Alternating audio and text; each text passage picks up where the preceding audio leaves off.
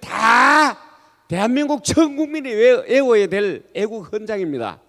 지난번까지 그게 자유일보도 나고 이렇게 해가지고 뒤에 이제 부연 설명하셨지만은 그 애국 헌장을 다 외워서야 우리가 좌파하고 싸울 수 있습니다. 그래서 식기 전에 먼저 결의문부터 낭독하고 진행을 하겠습니다. 결의문부터 먼저 낭독하겠습니다. 지금 말씀하신 것을 총 집약해서 전국국 동지의 이석기 회장이 여러분에게 발표하겠습니다. 모두 일어서십시오.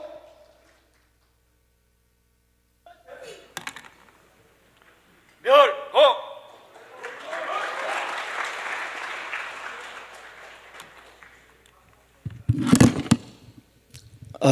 정가훈 목사님이 이끌고 계시는 자유마을을 통해서 내년 4월 10일 총선에서 압승하자는 결기를 다짐하면서 결의문을 낭독하겠습니다. 지난 5년 문재인 종북 주사파 정권은 자유 대한민국 체제를 무너뜨리기 위해 사력을 다했으나 광화문 애국 세력의 끈질긴 투쟁으로 실패했다. 그러나 그들은 포기하지 않고 현 대통령 취임식도 끝나기 전부터 탄핵을 거론하는 등 체제 전복에 혈안이 되어 있다. 이에 우리 1,800만 애국 세력은 체제의 수호를 위해 다음과 같이 결의한다. 결의 끝부분에 함께 외쳐주시기 바랍니다. 손 올려주십시오. 하나, 끝부분만 동참해 주십시오. 우리는 민노총, 정교조, 좌파 언론 등 종북 주사파 잔당을 하루속히 척결하여 자유민주체제를 수호한다. 수호한다. 하나, 우리는 내년 총선에서 200석을 달성하여 파괴된 국가 정체성을 회복하고 좌파 정권이 만든 국가 해체 정체를 조기에 원상 복구한다. 원상 복구한다. 하나, 우리는 한미 동맹과 한미일 삼각 공조 체제를 더욱더 굳건히 하고 항복 문서와 다름없는 9.19 남북 군사 합의를 즉각 폐기하여 절대 우위의 연합 방위 태세를 확립한다. 확립한다. 하나, 우리 1,800만 서명인과 군번 가진 국민 그리고 함께하는 가족 일동은 당비를 납부하는 국민의힘 책임당원에 가입하여 대한민국 개조의 선봉에 선다. 선봉에 선다. 하나, 우리는 해외는 교민청, 국내는 자유마을을 조직하여 3년 내 우리의 헌법으로 자유통일을 완성하고 G2 국가로 나아가는 국민혁명의 선봉에 선다. 선다. 2023년 4월 5일 안보시민단체 총연합 총회 참가자 일동 멸곡. 예, 큰 박수로 멸곡. 자, 모두 자리에 앉아 주십시오. 딱 한 분만 연설을 더 듣고 식사할 수 있도록 하겠습니다. 우리 4월 29일 우리 결의를 다짐하는 6.4 구국동지회 장낙승 회장님을 이 자리에 모시겠습니다. 큰 박수 부탁합니다.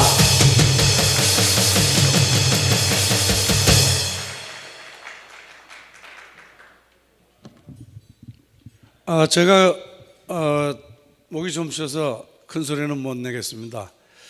제가 어렸을 때부터 부모님이 감리교 신자 집안에서 자랐습니다. 제 어린 마음에는 감리교를 세우신 요한 웨슬레 신부님처럼 말을 타고 전국을 다니면서 신앙을 바로 잡아야 되겠다, 전도를 해야 되겠다, 이렇게 생각을 했는데, 제가 한경직 목사님께서 신의주 학생 사건을 일으키고 남한으로 내려와서 만든 대광고등학교에 들어가니까 우리 한경직 목사님께서 이 최고인민회의 그리고 23m에 달하는 김일성 동상을 무너뜨리고 거기다가 동방의 예루살렘이었던 장대현 교회를 세워야 된다고 말씀하셔서 내가 군인이 돼서 저 평양에 가가지고 최고인민회의 의사당을 무너뜨리고 23m에 달하는 김일성 동상을 깨트리겠다 생각해서 육사에 갔습니다. 제가 제1공수여단에서 평양에 침투하는 임무를 받았었습니다. 그래서 반드시 해내겠다는데 저에게 임무는 떨어지지 않았습니다. 그러나 제 마음속에 선지자 한경직 목사님이 돌아가시고 이제 전역을 하고 이 아스팔트에 나와서 보니까 이 선지자 역할을 해줄 수 있는 사람은 바로 정광훈 목사님이구나 생각을 했습니다, 여러분. 그런데 안타깝게도 정광훈 목사님께서 우리 김수열 동지에게 육사가 어디 갔느냐 하고 하는 질문을 했다는데, 저는 그때는 육총을 책임지고 있지 않았습니다. 그래서 작년 말에 육총을 책임지고 이제 광화문 혁명 세력과 힘을 함께 해야 되겠다고 생각을 했는데, 마침 제가 차관 이정린 차관님 보좌관으로 있었는데 이 아버님 같은 이정린 차관님께서 정광훈 목사님 바로 옆에 계셔서 같이 함께 광화문 시민혁명을 이끌고 있으니 제가 가야 할 길이 어디겠습니까? 그래서 지난 3월 1일 우리가 광화문에 나왔습니다. 근데 저도 깜짝 놀란 게, 그전 박근혜 대통령 탄핵 때 나왔던 인원보다 더 많은 1000명에 달하는 우리 육사 구국동지 회원들이 나왔고, 그 가족까지 하면 300명에 이르는 대규모 인원이 나왔던 것입니다. 그래 지난 토요일 우리 이정린 차관님께서 육사 구국동지에 저희보다 10년 되는 선배님들의 대표들을 모아서 식사를 하면서 간담을 했습니다. 사실 저도 왜 그렇게 많이 나왔는지 몰랐습니다. 그러나 저희 육사 총구국동지의 선배님들은 알고 계셨습니다. 이 극악무도한 이 종북 좌파 민노총과 전교조와 싸울 사람은 정광훈 목사님밖에 없다. 그래서 우리는 정광훈 목사님과 함께 4월 29일 날 함께 싸워야 된다, 이런 결의를 했던 것입니다. 이제 우리 육사 총구국동지회가 여기 모인 우리 안보단체 이 선배님들과 동지들과 함께 앞장서서 싸울 것입니다. 여러분, 우리 정광훈 목사님을 중심으로 해서 싸우자, 이기자, 나가자, 싸우자, 이기자를 외쳐보겠습니다. 정광훈 목사님을 중심으로 나가자, 싸우자, 이기자, 충성. 예, 감사합니다. 다시 한번 큰 박수 부탁합니다. 지금 광장에서 하도 목을 써가지고 지금 목이 쉬었지만은 우리에게 큰 울림을 줬습니다. 여기에 육사번하고 해사공사, ROTC, 3사 그리고 고교연합 여기 지도자들 다 나와 있습니다. 우리 결의합시다. 나가자, 싸우자, 이기자. 자, 이제 또 한 분이 나와서 뚜껑을 열어야 우리가 식사를 합니다. 이 식사를 하기 전에 우리 총재님께서 여러분들이 애국운동하는 동안 가족들을 위로하라고 상품권을 준비해 주셨는데 그것을 지금 나눠드리겠습니다. 그 받으면서 우리 서요한 목사님께서 세계적인 신학자 서요한 박사님께서 기도해 주시겠습니다. 식사 기도해 주십니다. 기도하겠습니다. 거룩하신 하나님 아버지, 춘 4월 이렇게 아름다운 계절 고난주간을 맞고 있습니다. 2000년 전에 허물과 죄로 죽을 저희들을 위해서 십자가에 달리신 주여, 오늘 저희들의 마음으로부터 울려 나오는 주님에 대한 감사 기억하게 하시고, 무엇보다도 백척간두에 놓인 우리 대한민국을 생각하며 하나님 앞에 간절한 마음으로 기도하게 하여 주옵소서. 지금까지 장시간 동안 우리 대한민국 5000년의 역사를 한눈으로 봤습니다. 이스라엘을 지켜주신 아버지여, 우리 대한민국을 당신의 손에 맡겨오니 지금까지 수많은 전쟁 중에서도 함께 하신 아버지, 저희들의 갈 길 앞이 보이지 않을지라도 저희들과 함께 동행하심으로 반드시 승리하는 대한민국 되게 하여 주시옵소서. 우남 이승만 박사가 추구했던 건국의 4대 이념 저희 시대에 이루게 하시고, 광야의 사도로 세우신 전광훈 목사님과 함께 이 나라 이 민족을 함께 이끄는, 대한민국에 소망을 주는, 번영하는 우리 모든 국민들의 일체감을 갖고 함께하는 주의 은혜가 넘치는 삶이 되게 하여 주시옵소서. 귀한 음식 주셔서 감사합니다. 먹고 감사하는 마음으로 저희들의 삶을 주께 드리고, 나아가 나라와 민족을 위하여 자유통일을 위하여 헌신하는 저희들의 삶이 되게 하여 주시옵소서. 예수님의 이름으로 기도하옵나이다. 아멘.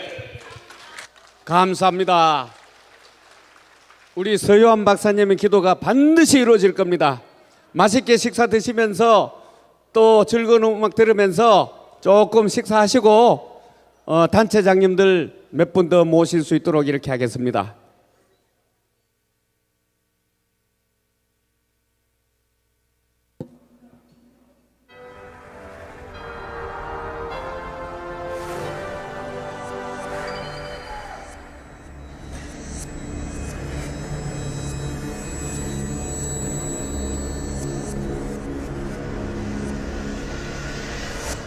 대한민국 건국 2달 만에 일어난 현대사의 비극, 여수 순천 사건.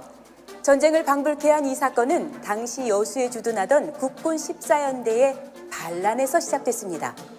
국가전복의 위기를 초래했던 초유의 군 반란 사건.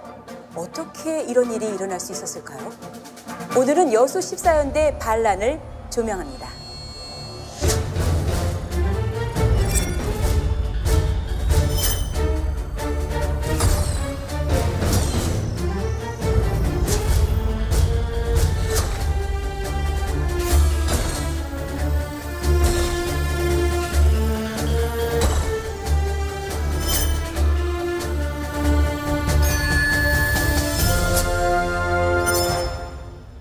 (8.15) 광복 이듬해인 1946년 대한민국 국군의 전신 국방경비대가 창설돼 점차 군대의 면모를 갖춰가자 박헌영의 남로당은 군 침투 공작을 시작했습니다.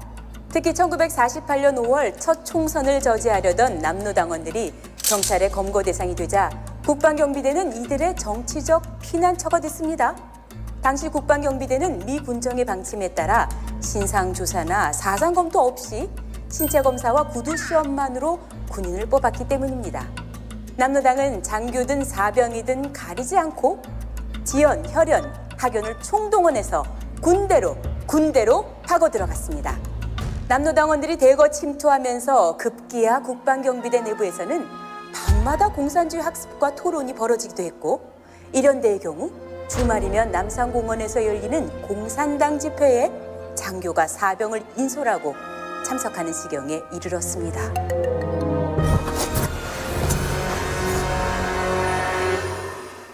대한민국 건국을 전후해 군과 경찰은 앙숙이었습니다.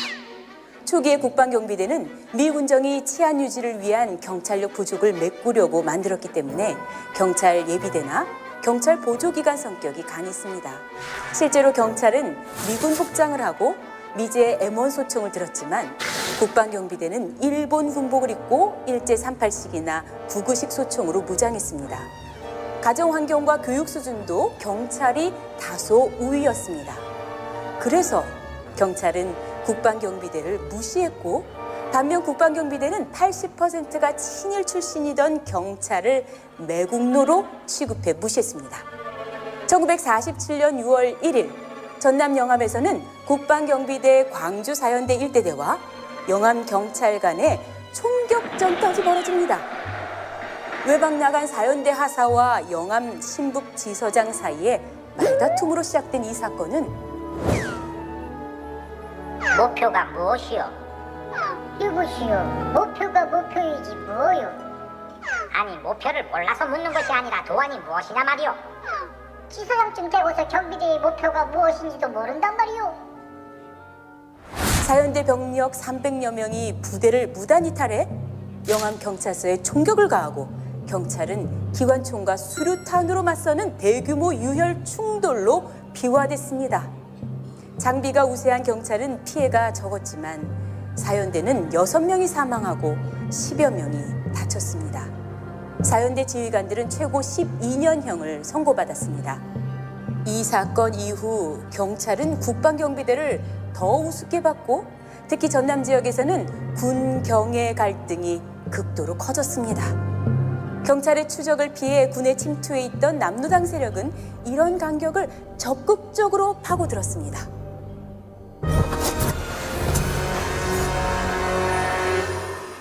이런 분위기 속에 1948년 5월 4일 여수 14연대가 창설됐습니다. 바로 이 부대가 대한민국 현대사에 엄청난 비극을 일으킬 줄은 아무도 예상하지 못했겠죠. 14연대의 근간은 바로 전해 영암 사건을 일으켰던 광주 4연대 일대대였습니다. 훗날 14연대 반란을 주도하는 남로당원 지창수, 김지회, 홍순석이 모두 광주 4연대 일대대에서 여수 14연대로 소속을 옮겼습니다. 그때는 도에 일개 연대밖에 없었어요.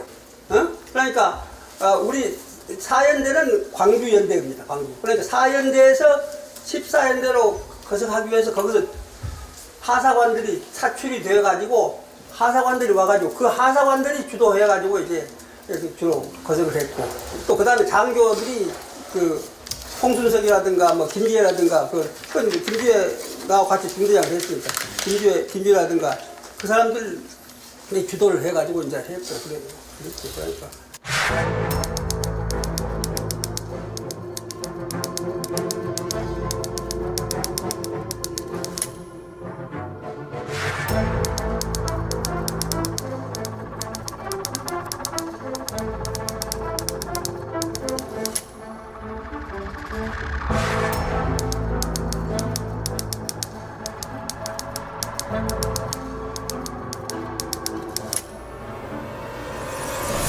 이들의 공작으로 14연대는 국군 각 부대 중 공산 세력이 가장 들끓는 곳이 됐고, 급기야 1948년 10월 초 남로당 빨치산 군사책 이중업은 14연대가 반란을 일으킬 만반의 준비를 갖추고 있다고 평양의 북한 정권에 보고합니다. 그리고 1948년 10월 19일 마침내 비극의 총성은 울리고야 맙니다.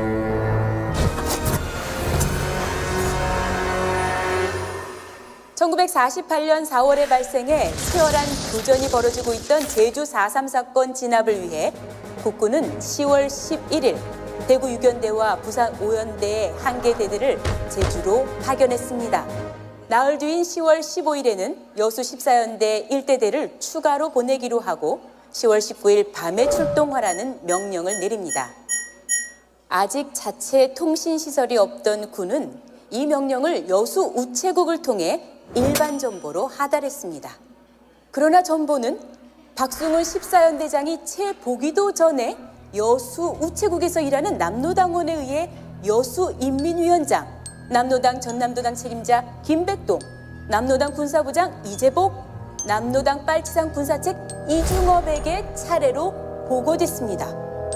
반란의 때만 노리던 이중업과 이재복은 지창수를 반란 총책임자로, 김지혜와 홍순석에게는 반란 후 전투 지휘를 맡겨 거사를 일으키라는 지령을 내렸습니다. 제주도에서는 이미 남노당이 내전을 벌이고 있으니 14연대가 거사하면 국군 내 남노당 세력이 호응해 대한민국을 붕괴시킬 수 있다고 본 것입니다.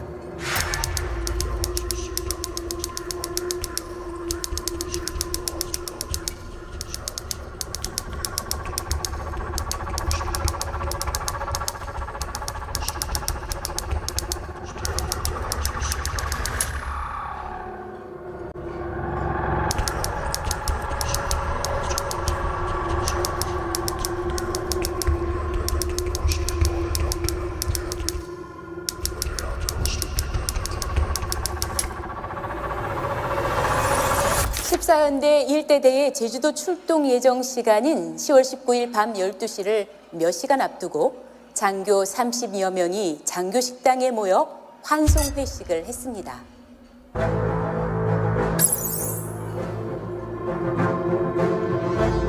회식이 끝나고 장교 대부분이 아직 식당에 남아있던 순간 요란한 총소리와 함께 개들을 소탕하고 여수로 진격이다! 라는 외침이 들렸습니다. 한자리에 모인 장교들을 사살한 뒤 사병들을 장악하려 한 것입니다. 인사장교 김형훈 소위가 즉시 식당의 전기를 차단한 틈에 장교들은 창문을 통해 각 중대로 도망쳐 나갔습니다. 요렇게 보여요. 요것이 요거 있다 그러면 여기서 도로가 요렇게 하면서 요런 뺑 돌아가 이렇게 돼요. 식당 밑에 있어. 그러니까 그냥 쏜다 이 말이야. 그러니까 내가 불을 껐지. 그래서 각자 불을 끄고 각자가 이제 중대하는데 중대에 가가지고 이제 맞아 죽은 사람이 있고 장교들이 부상 당한 사람이 있고 또 내같이 산 사람이 있고 나는 연대본부로 중대를 안 가고 연대본부로 갔으니까. 그러자 반란 주동자 50여 명은 비상나팔을 불었습니다. 이때가 저녁 8시였습니다.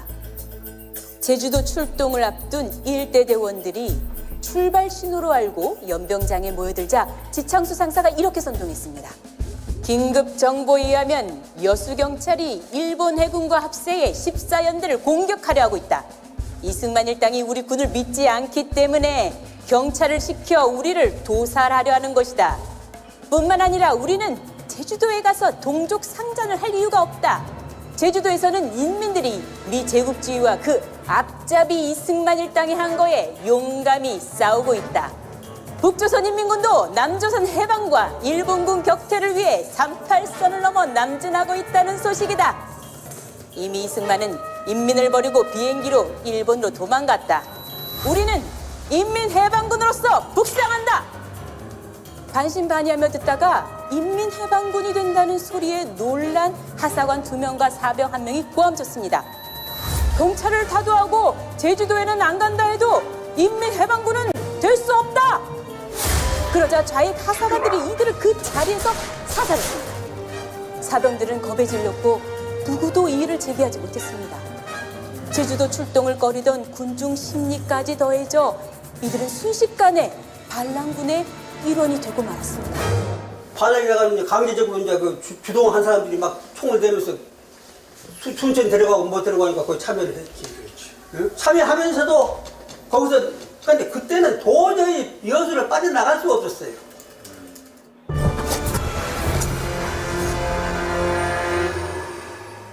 총소리에 놀란 제2대대와 3대대원들이 연병장으로 몰려들자 지창수와 일당들은 무기고에 가서 총과 실탄을 있는 대로 가지고 집합하라! 고 소리쳤습니다. 무기고에는 제주도로 공급될 미군의 M1 소총과 60mm 박격포 그리고 풍부한 탄약과 반납 예정이었던 구식무기 3,000정이 쌓여 있었습니다. 평소보다 무기가 2배나 더 있었던 것입니다. 차경석 하사가 보초를 쏘아 죽이고 무기를 나눠주자 2대대, 3대대 사병들까지 모두 3,000여 명이 영문도 모른 채 실탄을 지급받고 순식간에 반란군이 돼버렸습니다. 지창수 일당은 각 대대를 돌며 쏘아 죽인다고 위협했고 도처에 숨어있던 사병들도 어쩔 수 없이 가담했습니다. 저항하던 하사관과 사병 40여 명은 사살됐습니다. 장교식당에서 각 대대와 중대로 피신했던 장교들도 대부분 반란군에 사살됐습니다.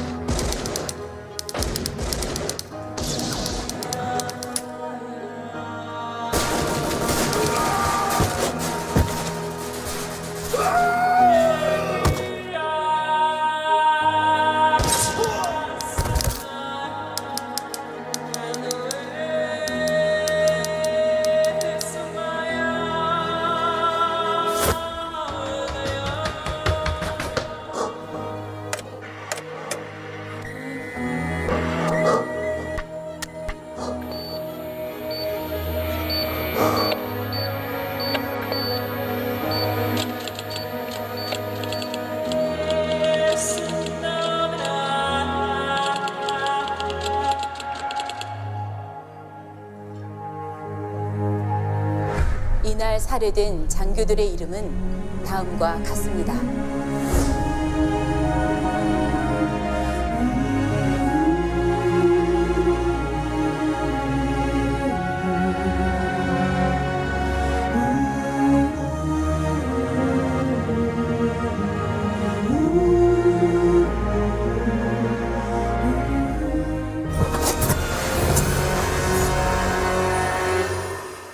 장교들을 몰살시키고 14연대를 장악한 지창수는 자신이 해방군 총사령관이 되고 인사과 선임하사 임만평을 부사령관에 앉힌 뒤 대대장, 중대장, 소대장을 새로 임명했습니다.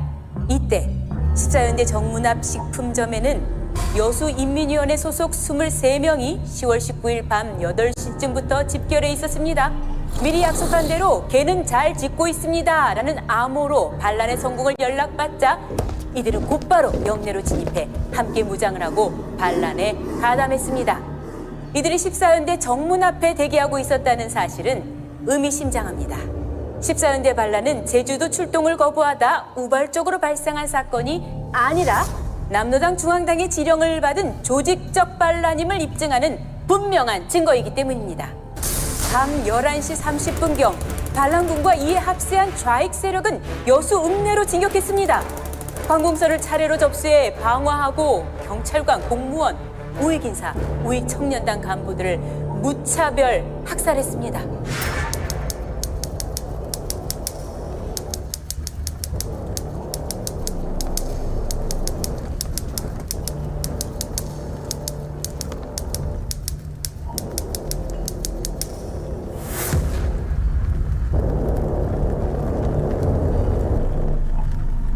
새벽 3시 심야 총격전 끝에 여수 경찰서가 점령됐고 새벽 5시 여수 시내 관공서, 은행, 신문사가 모두 점령됐습니다. 새벽 5시 30분 여수 시내 곳곳과 전 관공서에 인공기가 내걸렸습니다. 오전 9시 여수시 전체가 반란군 수중에 들어갔고 10시에는 읍사무소 자리에 보안서를 설치해 피신한 경찰관 가족, 우익인사, 공무원을 색출해 학살했습니다. 오후 3시에는 중앙동 광장에서 인민대회가 열렸습니다. 조선민주주의 인민공화국에 대한 충성, 대한민국의 분쇄, 남한 정부의 모든 법령 무효화 등이 선언됐습니다.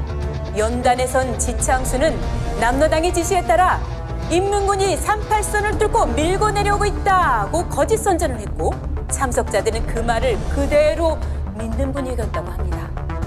대다수 여수 시민들은 금종령에 묶인 채 피신도 할 수 없었고 사흘이 지난 23일이 돼서야 서울중앙방송을 듣고 14연대의 남로당원과 이에 동조하는 지방공산당원들의 반란이라는 것을 비로소 알게 됐습니다. 반란군과 이에 동조한 좌익 세력은 김지혜를 총사령관으로 철도와 차량을 통해 이동해 10월 20일 순천, 벌교, 고흥, 다음날 21일 구례, 남원, 그리고 22일 곡성, 광양, 보성까지 소나기에 넣었습니다.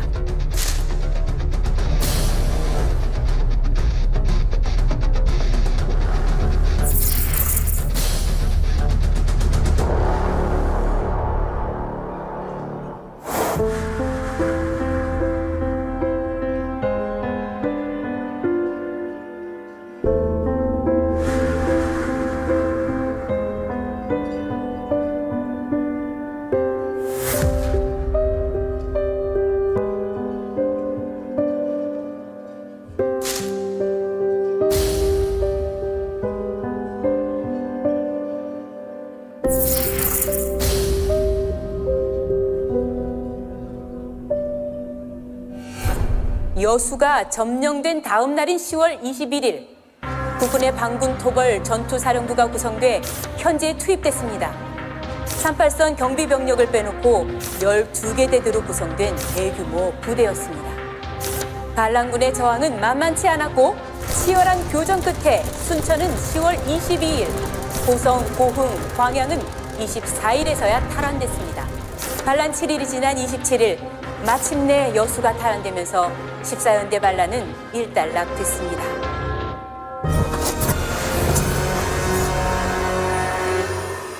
반란군 잔당은 김지혜와 홍순석의 지휘 아래 집요하게 저항했습니다.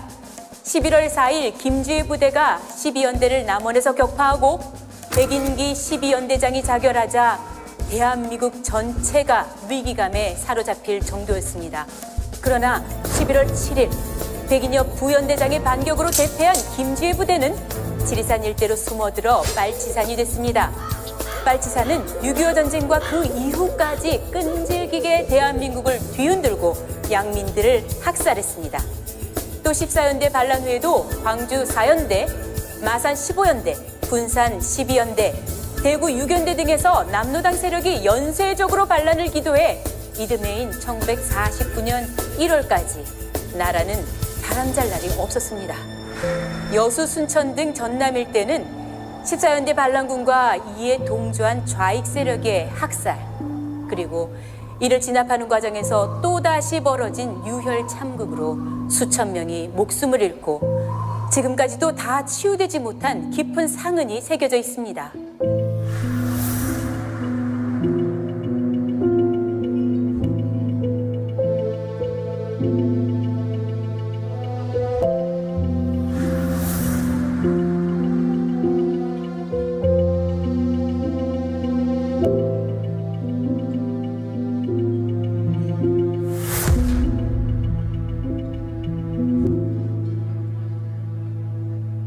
(14연대) 반란을 계기로 대한민국 정부와 국회는 1948년 12월 1일 반국가단체의 활동을 규제하는 특별형법 국가보안법을 제정했습니다. 또 남로당원들을 색출하기 위한 대대적 숙군이 진행돼 1949년 7월까지 4,749명이 숙군됐고 5,568명은 탈영해 무려 1,317명이 색출됐습니다. 당시 육군 총병력의 10%가 좌익 공산 세력이었던 것입니다.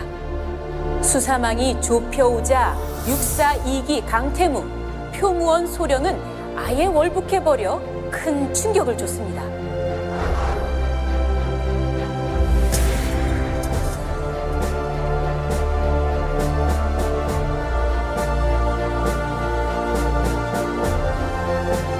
이때 숙군이 이루어지지 않았다면 6.25 전쟁 때 남로당원들이 사단장, 대대장으로 대거 포진했을 것이고 국군은 완전히 붕괴했을 것입니다. 그리고 지금의 대한민국도 존재하지 않았을 것입니다.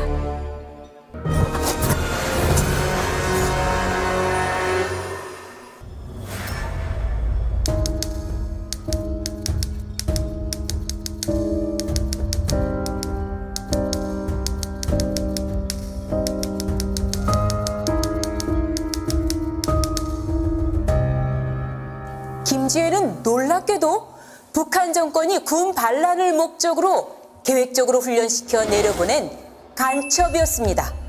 1946년 11월 난파된 뒤 국방경비대의 북로당 뿌락치 총책이었던 함흥중학교 선배 이병주의 도움으로 1947년 1월 육사에 입교했고 광주 4연대를 거쳐 여수 14연대로 배속됐습니다.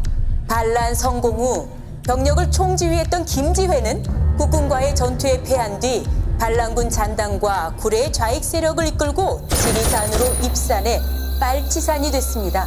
빨치산들은 치열한 교전과 혹독한 추위, 배고픔에 시달렸지만 무엇보다도 김지회의 살기등등한 만행의 치를 떨었다고 전해집니다. 견디다 못해 도망치는 빨치산들을 김지회는 잔인하게 처형했습니다. 총알이 아깝다며 그 자리에서 날카로운 칼로 목을 베어 죽였다고 합니다. 김지혜의 살기 어린 매서운 눈과 무자비한 잔인성에 빨치산들은 겁에 질려 도망칠 생각마저 버렸습니다.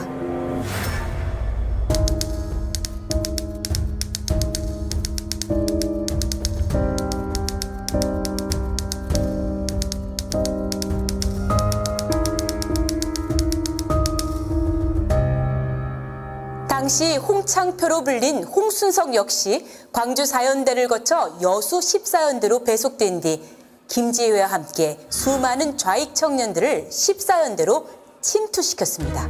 순천에 주둔한 이계 중대의 통합 중대장으로 있다가 반란 후 합류해 반란군을 지휘했던 그는 지리산과 덕유산 일대에서 빨치산 활동을 하며 군경과 양민들의 무고한 목숨을 앗아갔습니다.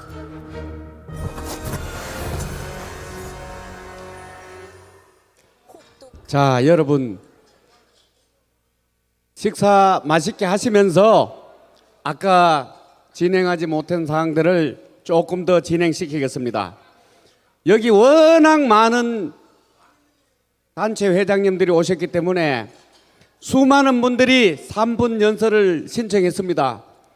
그리고 뒤에 지금 보조 의자까지 놓고 여기 원래 300 몇 명인가 들어올 수 있는데 그 배로 의자를 더 놔가지고 깔았는데도 여러분 이렇게 많이 와주셔가지고 정말 감사합니다. 우리 정호원 총재님께서 아까 말씀하신 내용들을 전부 종합해 보면은 이제 우리가 나서서 하지 않으면 아무것도 할 수 없습니다. 절반의 성공은 했지만 이제 마지막 마무리를 잘해야만 이 대한민국이 5년 동안 연기되어 있던 대한민국이 적화 통일되지 않고 우리 헌법으로 통일될 수 있는 계기가 바로 이 자리에서 마련될 수 있겠습니다. 그래서 수많은 단체장님들이 신청해 준 그중에 한 4분만 더 이렇게 하시고 그 다음에 총재님 마무리 하시고 만세 삼창 후 끝내도록 하겠습니다. 먼저 대학구국총연합 회장님이신 강군열 회장님을 이 자리에 모셔가지고 각 대학구국 동지의 결의를 듣는 시간으로 하겠습니다. 큰 박수로 환영해 주십시오. 식사하시면서 들어주시면 되겠습니다.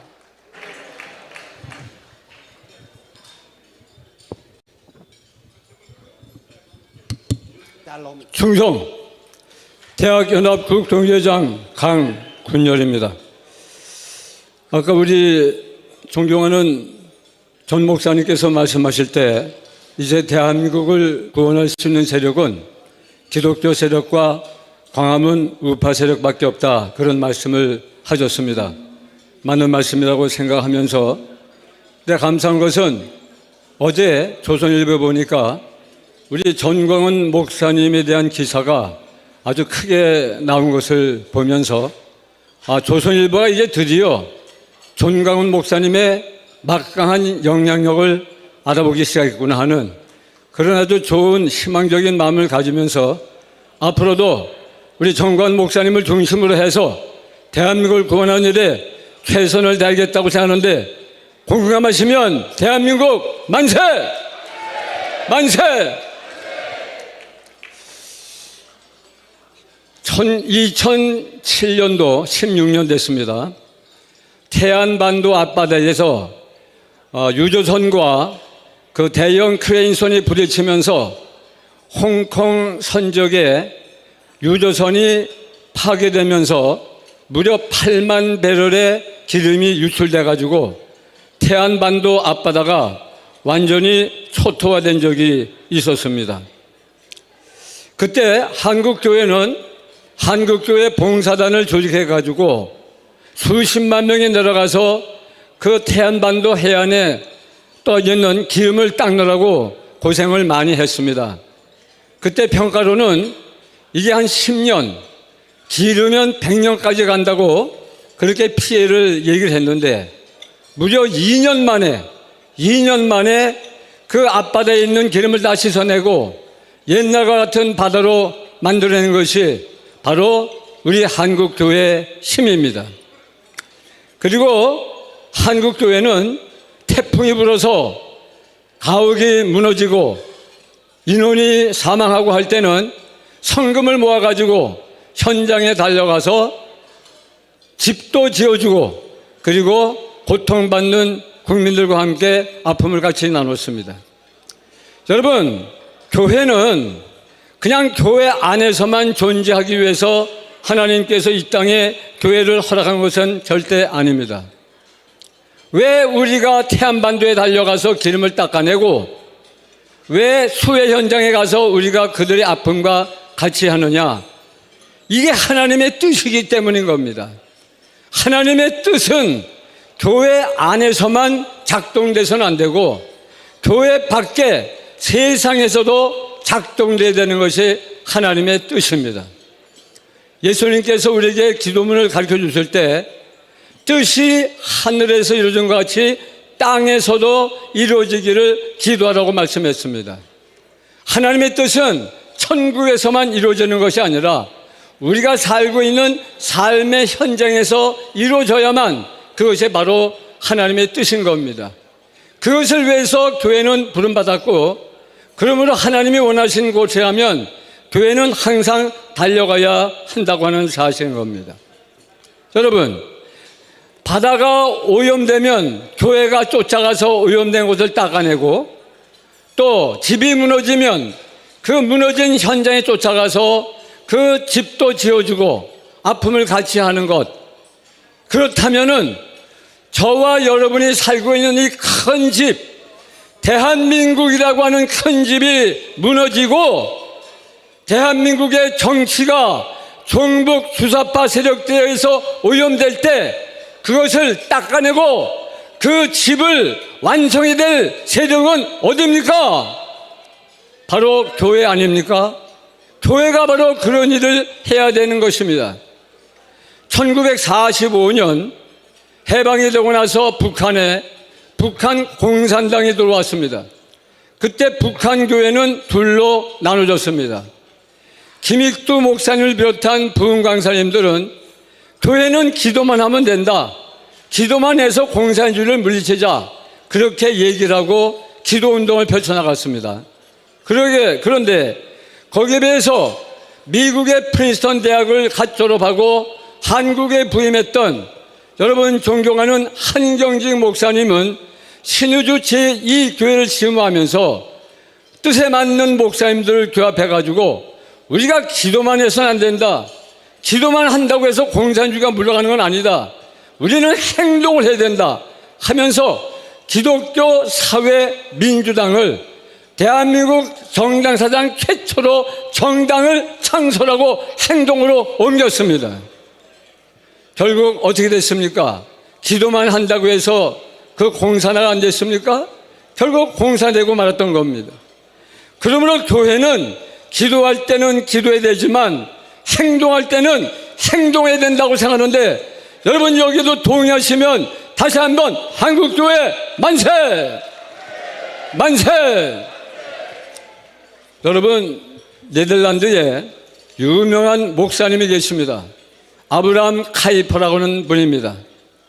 이분은 1837년에 태어나신 분인데, 이분이 시골교회를 4년 심우하시고 중소도시에서 3년, 그리고 네덜란드에서 가장 큰 네덜란드 암스테르담 중앙교회에서 4년, 도합 11년을 목회를 하셨습니다. 아주 유명한 목사님이고 그의 설교는 탁월했기 때문에 네덜란드 국민들이 매우 그를 사랑하고 존경했습니다. 당시 암스테르담의 인구의 절반이 이 암스테르담 중앙교회에 나와서 목사님의 설교를 들었습니다. 그런데 11년 동안 목회하고 난 다음에 목사님이 한계를 느꼈습니다. 그건 뭐냐면, 교인들이 교회에 나와서 말씀을 통해서 은혜 받는 것까지는 좋은데 그 교인들이 진정으로 나가서 활동해야 될 그들의 삶의 현장에서는 기독교인답게 살지 못하는 그런 사실을 깨닫게 된 겁니다. 기독교인들이 살아가야 할 땅은 교회도 물론이지만 그들의 직장, 사업장, 그들의 공장, 그들의 삶의 자리에서 하나님의 뜻대로 살아야 되는데 그게 안 된다는 것입니다. 그래서 안 되겠다, 목사님 생각했습니다. 교인들이 살아가는 삶의 현장을 변화시켜야 되겠다. 음란과 술문화와 이런 부정부패로 얼룩진 당시 사회를 제도적으로 법으로 바꾸지 않으면 안 되겠다 생각해가지고 정계로 투신해가지고 하원 의원에 당선되고 2번씩 당선되고 상원 의원에 당선되고 나중에는 그 네덜란드의 수상회까지 올라서 1901년부터 1905년까지 4년 동안 이 국회를 해산해가지고 국회의원들을 기독교인들로 채워가지고 나라의 법을 깨끗이 함으로 말미암아서 네덜란드를 깨끗하게 기독교인이 살아갈 수 있는 나라로 만들었던 겁니다. 바로 이 아브라함 카이퍼는 하나님의 주권 영역은 절대로 교회 안에서만 작동돼서는 안 되고 교회 밖에 세상 사람들이 살아가는 삶의 전 영역에서 하나님의 뜻이 성취되어야 그것이 하나님의 뜻에 맞는다고 생각했습니다. 그래서 정치, 경제, 사회, 문화, 예술, 스포츠, 군사, 교육 모든 삶의 영역에서 하나님의 주권이 이 땅에서 이루어져야 하나님의 나라가 완성된다고 생각했던 것입니다. 그래서 정계 투신에서 그 당수가 되었고 국회의원이 되었고 그리고 드디어는 그 나라의 최고 권력자 수상의 자리까지 올라갔는데 네덜란드 국민들은 아브라함 카이퍼 목사님을 너무너무 고맙게 생각하고 감사하게 생각하기 때문에 아브라함 카이퍼 목사 70회가 되던 그 해에 아브라함 카이퍼의 생일이 10월 29일인데 10월 29일을 국정일로 선포하기까지 이뤘던 것입니다. 여러분 지금 한국 교회가 지금 쓰러져가는 대한민국을 보면서 물들어버린 대한민국을 보면서 기도만 있으면 되겠습니까? 기도도 해야 되겠지만 지금은 기도와 함께 행동해야 될 때라고 생각하는데 여기에 동의하시면 다시 한번 한국교회 만세! 만세! 그렇기 때문에 우리 정광훈 목사님께서 지난번에 국민혁명당을 창당하시고 지금은 자유통일당 총재로서 대한민국 정치에 깊이 관여하는 것은 이것은 반드시 해야 되는 하나님의 뜻이라고 믿는데 여러분 여기에 동의하시면 정광훈 목사님 화이팅! 화이팅! 화이팅! 앞으로 4월 29일 광화문에서 우리 안보시민단체 총연합회 의원들이 모여서 우리 정광훈 목사님을 중심으로 대한민국을 바로 세워나가는데 다시 한번 힘차게 나갈 것을 강력하게 주문합니다. 맞습니다. 주문합니다. 맞습니다. 감사합니다. 감사합니다. 우리 강군열 회장님께 큰 박수 부탁합니다. 자, 여러분 식사하면서 이렇게 들으시니까 좀 어떻습니까? 좋죠? 예, 시간이 좀 바쁘다 보니까 그렇게 진행을 할 수밖에 없습니다. 경호실 마크가 붙어있는 휴대폰이 화장실에 하나 있습니다. 빨리 가서 방송실에 가시면은 찾아갈 수 있겠습니다. 찾아가시기 바랍니다. 자, 이번에는 또 우리 국방대학 교수 김충일 교수님 모셔서 귀한 말씀 한번 들어보겠습니다. 큰 박수 부탁합니다. 예, 김충일 교수입니다. 저는 식사 맛있게 하시면서 귀를 기울여 주시면 되겠습니다. 저는 한 열흘 전에 그 주석파 민노총 간부하고 대화를 할 기회를 가졌습니다. 그런데 놀라운 사실을 발견했는데 요즘 주석파의 공격 대상이 딱 세 사람으로 정해진 것을 알 수 있었습니다. 첫 번째는 이승만 대통령이었습니다. 두 번째는 박정희 대통령이었습니다. 그리고 세 번째는 우리 정광훈 목사님이었습니다. 그런데 이승만 대통령하고 박정희 대통령은 이미 돌아가신 분 아닙니까? 그러니까 다시 압축이 된 겁니다. 자, 그렇다면 이승만 대통령을 어떻게 공격하는가 궁금하지 않으십니까? 이것도 대상에 따라 달라지더라고요. 초등학생 대상한테는 3.15 부정선거에 대해서 이야기를 합니다. 그러니까 부정선거에 대해 이미지를 씌워줍니다. 그 다음에 한 중학생 정도 되면은 6.25 때 우리를 버리고 도망간 대통령 뭐 이런 식으로. 그 다음에 이제 조금 수준이 있는 사람한테는 노디김 사건을 얘기를 합니다. 자기 비서하고 놀아났던 대통령 이런 식으로. 그러니까 완전히 거짓말 조작하는 거예요, 전부 다. 그리고 이제 대학생 정도 되면은 임시정부에서 그 저기 하와이에 우리 교민들이 보내준 이 자금을 사용하는 이 부정을 했던 이런 이미지를 또 씌워주는 겁니다. 그래서 결론은 뭐냐면 이 사람들이 말하고자 하는 것은 이승만 대통령의 건국 정신을 부정하는 데 이미지를 씌우는 겁니다. 그리고 박정희 대통령에 대해서는 그들이 말하는 그 100년 전쟁 있지 않습니까? 그 프레이저 보고 엉터리 된 보고서 그걸 가지고 박정희 대통령은 남로당에 자기 동지를 팔아먹은 사람 뭐 이런 식으로 이미지를 탁 씌워놓는 겁니다. 그래서 부국 강병 일으키신 우리 박정희 대통령에 대해서 이미지를 탁. 그 다음에 이제 우리 살아계시는 우리 전광훈 목사님에 대해서는 이들은 통일전선 전술을 사용합니다. 직접 공격하는 게 아니라 같은 목사한테 같은 종교인들 통해 가지고 공격을 합니다. 여러분 아시죠? 어떤 놈들이 있습니까 요즘에? 이름만 하면 돼. 이름만. 어떤 놈이 있죠? 누구 또 있는데? 아니한 개새끼. 또 어떤 놈이 있죠? 이동욱의 장로. 또 심화보가 같은 놈. 또 예, 소광석 같은 놈. 이런 놈들이 또 요즘은 또 이상한 뭐 신발놈이라는 놈이 생겼어요. 또 하여튼 이런 놈들을 통해서 우리 정광훈 목사님의 큰 뜻을 막 왜곡하고 또 이걸 또 부안 애동하는 놈들이 있어요. 그래서 앞으로 저는 이 자유마을을 성공하기 위해서 저 나름대로 작전 계획을 세웠습니다. 뭐냐면 자유마을 4.10 작전이라고 저는 이렇게 세웠습니다. 만들었습니다. 4.10 작전. 그러니까 작전을 수립하려면 맨 먼저 적이 있어야 됩니다. 어떤 적이냐면은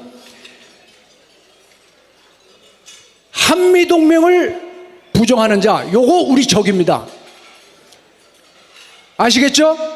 두 번째는 정광훈 목사님을 비난하는 놈들 우리 적이에요. 딱 단순하게 생각합시다. 아시겠죠? 자, 그러면 우리 제가 이 강서구에 자유마을 이제 당교단으로서 여러분한테 간단하게 소개하고자 합니다. 저는 세 가지 지금 트랙으로 나가고 있습니다. 첫 번째는 먼저 우리 전부 다 파라솔 피고 있죠? 파라솔은 계속 그 작전 나갑니다. 두 번째는 이제 마을로 들어갑니다. 어제 저도 집사람과 같이 이 부동산 공인 중개소 가서 다 이렇게 설명을 하니까 두 사람이 설명을 해줬습니다. 그리고 다시 한강변에 나가가지고 거기 쉬는 장소 있지 않습니까? 거기 앉아서 설명을 받으니까 또 9명을 또 서명 받았습니다. 그래서 2시간 만에 11명을 서명을 받았습니다. 자, 그 다음에 세 번째 우리 장교단들은 각 구마다 당협위원장의 그 조직을 잘 활용하시기 바랍니다. 그 구에 또 구의원 이런 조직을 활용해서 이 공조직을 잘 활용해서 우리 자유마을을 확대해가는 것입니다. 자, 그러면 구호로서 제가 마치도록 하겠습니다. 우리 다 같이 주사파를 척결하자 그러면은 척결하자 이렇게 세 번만 해주시기 바랍니다. 주사파를 척결하자. 예, 감사합니다. 멸공. 네, 감사합니다. 다시 한번 큰 박수 부탁합니다. 여러분 뭐 식사 중에 하니까 혹시 밥알이 튀어나올까봐 그거는 모래치지만은 김충일 교수님은 목사님이기 때문에 목사님 막 욕하지만 우리 장로들은 장로들 이하만 욕할 수 있습니다. 그 점 양해해 주십시오. 자, 이번에는 우리 육해공군 대령연합회 이치훈 회장님을 모시겠습니다. 큰 박수 부탁합니다. 다 함께 구호를 외치겠습니다. 멸공! 예, 저는 광화문에 가면 항상 이 구호를 외칩니다. 저는 북한의 대남 적화 통일 전략 전술에 관심이 많고 그래서 저는 적을 많이 알기 때문에 그렇습니다. 김정은이가 다 쓰러져가는 저 북한 정권을 움켜쥐고 있으면서도 적화 통일의 야욕을 버리지 못하고 믿는 도끼가 세 가지가 있습니다. 첫 번째 도끼가 뭐냐면 여러분도 아다시피 핵무장입니다. 핵무장에 대해서는 잘 아시니까 생략하고, 그 다음에 전 인민의 주체 사상 이념으로 무장화한 그것을 믿고 있습니다. 세 번째가 뭐냐? 대한민국 내에 있는 북한 세력이 있습니다. 다시 말해서 적화 통일 세력이 있습니다. 통일 전선 세력이라고도 합니다. 이 통일 전선 세력에 다섯 오적이 있습니다. 첫째가 종북 주사파들이 장악하고 있는 민노총, 전교조, 그 다음에 언론, 그리고 더불어 주사파당, 주사파 의원이 70명입니다. 그리고 친북, 종북 한 2천여 개의 이 단체들이 있습니다. 김정은이는 이들과 직접 간접 지휘 통제하면서 대한민국을 둘러엎고 적화 통일을 이루려고 하고 있습니다. 그리고 김정은이가 가장 믿고 있는 도끼가 이 세 가지 중에 핵무기도 아니고 바로 이 남한의 종북 주사파 오적 세력입니다. 그래서 김정은이는 이 세력을 적진의 동지들이라고 이렇게 얘기를 하고 있습니다. 그래서 이 오적은 적화혁명 주력군이 있습니다. 그것은 이제 간첩단들을 얘기하는 겁니다.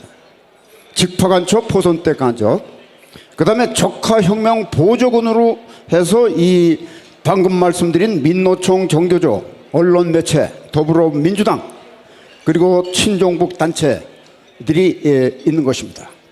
그래서 이러한 종북 세력을 이용해 가지고 적화 통일 5단계 전략을 가지고 있습니다.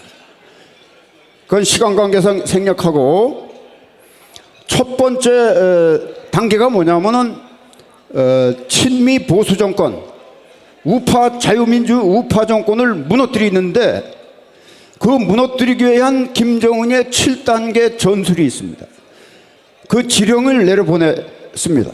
그래서 지금 바로 민노총과 이 민주당과 이 주사파 언론들이 이 윤석열 정권을 무너뜨리기 위해서 이 전술, 7대 전술을 이용해서 지금 투쟁을 하고 있습니다. 지금 4단계 전술까지 지난 연말까지 했습니다. 그런데 금년 5월 1일 노동절을 비롯해 가지고 6단계, 7단계에 진입할 그런 전략 목표를 가지고 있습니다. 그래서 4월 29일 날 우리 광화문의 대규모 집회가 전략적인 차원에서 대단히 중요한 것입니다. 우리가 할 일이 없어서 광화문에서 맨날 떠들고 있는 게 아닙니다. 이런 북한의 분명하고 실존하는 대남 적화혁명 전략에 맞대응해서, 아니면 선제 제압을 위해서 이런 계획들이 세워지고 있다는 것을 여러분들이 분명히 알아야 됩니다. 그래서 4월 29일 날 이 대규모 집회는 바로 저놈들의 5월 1일에 총궐기 대회에 맞대응하고 선제 제압하기 위한 그런 전략적 목적을 가지고 한다는 것을 분명히 알아주시기 바랍니다. 그 다음에 또 하나, 우리가 자유마을을 통해서 내년 총선에 대비해서 200석을 확보해서 이 종북 주사파들을 척결하겠다는 내년의 목표를 가지고 있는데, 그 10대, 김정은의 10대 과업 지시한 명령이 있습니다. 그 첫 번째가 광화문 세력과 기독교 세력을 무너뜨리고 해체하라는 겁니다. 여기가 바로 우리 광화문 애국 세력입니다. 김정은이가 바로 이 애국 세력과 기독교 세력을 적화혁명의 가장 큰 장애물로 전략적 판단을 하고 있다는 겁니다. 그걸 우리가 또 분명히 알아야 되겠습니다. 그리고 중요한 것이, 김정은이가 그 10대 과업 중에서 강화하라는 것이 세 가지가 있습니다. 첫째가 주민자치 조직을 강화하는 게 있고, 그 다음에 민노총을 더 강화하고, 그 다음에 부정선거 시스템을 더 보완 발전시켜라, 강화해라. 이 세 가지가 포함되어 있습니다. 그래서 이 주민자치제에 우리가 선제 제압을 하고 내년 총선에서 반드시 이기기 위해서 우리가 자유마을을 하는 겁니다. 자유마을이 뭐 그냥 아무 목적과 이유가 없이 하는 게 아닙니다. 바로 이러한 북한의 대남 적화 혁명 전략에 선제 제압하기 위해서 하는 것이 이 자유마을인 것입니다. 자유마을을 통해서 내년 총선을 압승하지 않으면은 이 종북 주사파들을 까부술 수가 없습니다. 그렇기 때문에 그런 것입니다. 그래서 오늘의 목적도, 오늘 이 집회의 목적도 그 두 가지의 목적이 연결되어 있다는 것을 분명히 제가 말씀드립니다. 이상 마치겠습니다. 네, 감사합니다. 큰 박수 부탁합니다. 자, 여러분, 이제 마지막 커피 한 잔 마시면서 잠깐만 아직 덜 됐어. 자, 들어주시기 바랍니다. 우리 3사 애국 총연합의 이종근 장군님의 계리 말씀이 한 3분 있겠습니다. 큰 박수 부탁합니다.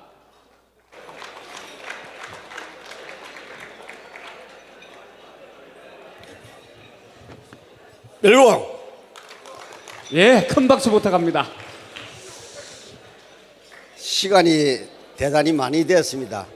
제가 아무리 좋은 소리를 하더라도 여기에 여러분들 귀에도 잘 안 들어올 것 같고, 또 특별히 이제 시간이 마지막이 됐기 때문에 짧게 말씀을 드리려고 합니다. 오늘 정광훈 목사님이 이렇게 초청해 주셔서 대단히 감사하고, 또 정광훈 목사님 계시면 제가 꼭 건의를 하려고 했는데 돌아가 버렸네요. 저는 정광훈 목사님이 이게 모든 집회를 할 때 처음부터 끝까지 함께 하는 것으로 저는 만족을 하고 계속 같이 했습니다. 그런데 오늘 정광훈 목사님이 여기 나오셔서 말씀을 하는 것 중에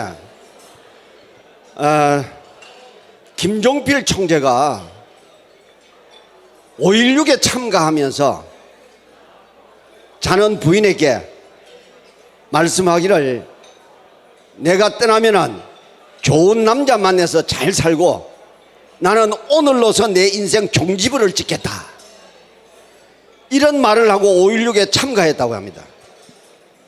그리고 두 번째 또 말씀을 하시기를, 전두환 대통령이 지금 서거하셔가지고 시신을 안지도 못하고 지금 집안에 두고 있습니다. 그것을 왜 장군들이 막지를 못하느냐, 이 말을 듣고 저는 너무너무 부끄러워서 이 자리에 앉아 있을 수가 없었습니다. 오늘 점심을 먹는데 점심이 무슨 맛인지 난 잘 모르겠어요. 왜 우리 장군들이 이게 안 나옵니까? 육해공군 수많은 장군들 다 있지만 왜 안 나옵니까? 왜 우리는 목숨을 바칠 수가 없습니까? 우리는 다 국가와 민족을 위해서 내 생명을 바치겠다 선서했잖아요. 오늘 유튜브가 다 꺼졌는지 모르겠습니다. 전국에 있는 장교들, 전국에 있는 장군들, 달고 있는 계급이 명예가 아닙니다. 나라가 위급할 때 우리가 선서한 대로 목숨을 바칠 수 있는 그런 사람이 될 수 있도록 다 나와야 됩니다. 이제 얼마 없습니다. 여기에 있는 모든 분들도 장교가 아니고 일반 모든 분들이라도 우리에게 맡겨져 있는 모든 하나하나의 임무에 오늘부터는 목숨을 거는 우리가 되기를 오늘 이 시간 다짐해 주시기를 간절히 부탁하면서 이만 마치겠습니다. 멸공. 감사합니다. 큰 박수 부탁합니다. 여러분, 이 단단한 각오대로 우리 4월 29일 날 모두 나옵시다. 자, 이제 총리님께서 마무리를 하시려고 그랬는데 도저히 지금 급한 일로 나가시면서 우리 상임 고문님께서 마무리 발언하시고 만세 삼창 후에 끝내겠습니다. 여러분들 조금 앉아주시기 바랍니다. 거기 움직이시는 분들 이제 끝내겠습니다. 지금 목사님께서 급한 일이 있어서 나가시면서 부탁을 하셨습니다. 저는 많은 집회에 또 이런 참석해봤지만 오늘같이 이렇게 알차고 우리가 큰 결의를 한 거는 제가 처음입니다. 앞으로 희망이 보입니다. 목사님께서 마지막 말씀하시고자 한 거는 이제 우리가 아무리 잘하더라도 이 도둑을 막아야 됩니다. 이 부정선거를 막지 못하면 허탕이다. 그래서 목사님께서 이 부정선거를 못하도록 하는 것을 지금 연구를 시키고 있기 때문에 이것이 완벽하게 될 거다. 두 번째는 이 투표함을 완벽하게 만들어서 개발하는 이걸 거다 이게. 그리고 제가 한 가지 더 부탁한다면은 우리 자유시민연대가 이렇게 단결을 하고 그러면 우리가 두 눈으로 사전 투표하는 것부터 모든 것을 지켜보고 있으면 이걸 막을 수 있을 것입니다. 여러분들 오늘 감사합니다. 우리가 여기서 결의한 모든 것이 이루어질 것입니다. 하나님이 우리 편에 서실 것입니다. 여러분 존경합니다. 오늘 이 회의를 이것으로 마치도록 하겠습니다. 감사합니다. 네, 큰 박수 부탁합니다. 자, 마지막으로 만세 삼창을 유혁희 전국 성도연합 회장께서 해 주시겠습니다. 다 같이 일어나 주십시오. 할렐루야! 하나님 살아계십니다. 믿으십니까? 네, 우리 이 시대의 우리 25만 장로님들은 전광훈 목사님을 중심으로 뭉칩시다. 이 땅에 우리 주사파 빨갱이들을 다 제거합시다. 그럴 때 우리 장로님들의 사명이고 우리가 해야 될 이 시대의 사명인 줄로 믿습니다. 네, 우리 한번 만세 함청하겠습니다. 자유 대한민국 만세! 광화문 애국동지 만세! 자유통일 만세! 감사합니다. 좋은 일이 있습니다. 감사합니다. 이상으로 종북주사파 척결 국회 200석 자유마을 성공을 위한 전국 안보 시민단체 총연합 총회를 모두 마치겠습니다. 감사합니다.